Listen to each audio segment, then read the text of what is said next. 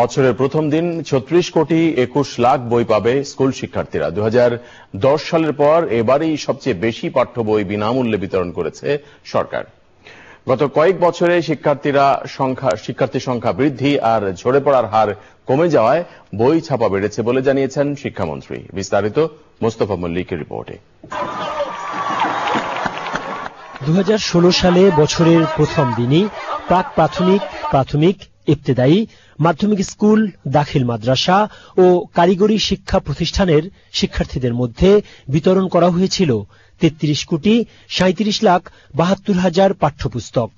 এবার ৪ কোটি ২৬ লাখ ৩৫ হাজার ৯২৯ জন শিক্ষার্থীর মধ্যে দেয়া হচ্ছে ৩৬ কোটি ২১ লাখ বই। ২০১০ থেকে ২০১৬ সাল পর্যন্ত বছরের প্রথম দিনে বই উৎসবে মোট ২৬ কোটি ২ লাখ ২১ হাজার ৮৪ জন শিক্ষার্থীর মধ্যে ১৮৯ কোটি ২১ লাখ ১৮ হাজার ৮৯৫টি পাঠ্যপুস্তক বিনামূল্যে পৌঁছে দিয়ে শিক্ষা মন্ত্রণালয় এবং সরকার অনন্য রেকর্ড করেছে। কঠিন এই কাজটি সফলভাবে করতে পেরে সন্তুষ্ট শিক্ষামন্ত্রী।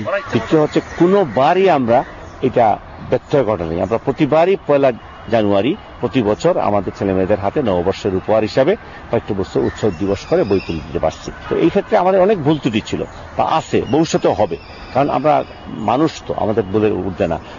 ছাপাতে গেলে সব নিখুঁত করে দেন, তারপর ছাপার ভুল হইতে পারে। তাই ভুল ত্রুটি ইত্যাদি আমি স্বীকার করে নিয়েই বলতেছি যেটা আমাদের সত্যিকার অর্থেই একটা বিরাট সাফল্য। এরই মধ্যে জেলায় জেলায় বই পৌঁছে গেছে। নির্দিষ্ট সময়ের আগেই স্কুলে স্কুলে সব বই পৌঁছে দেওয়া হবে। যে এই বছর আমরা সঠিক সময়ে ১ তারিখে বই পৌঁছাইতে পারবো। উপজেলায় পৌঁছেছে, জেলায় পৌঁছেছে, সে তো আসেই, এটা পেয়ে যাবে। এবং এই এখন যখন যাচ্ছে এটা গতিহীন আর কি। এখন যে যাচ্ছে ওরা, এখন আমরা শেষে পাঠাই কেন, অনেক স্কুলে জায়গা নেই, ক্লাসরুম নাই, পরীক্ষা চলতেছে, অ্যানুয়াল পরীক্ষা শেষ হয়ে গেছে, এখন সব একদিনে হাজির হয়ে যাবে, এটা কোনো সমস্যা নেই। এবার ক্ষুদ্র নৃগোষ্ঠী ও দৃষ্টি প্রতিবন্ধী শিক্ষার্থীদেরও আলাদা আলাদা বই দেয়া হচ্ছে। Mostafa Mallik, channel I, Dhaka. এবারে রয়েছে ওয়ার্ড পরিক্রমা।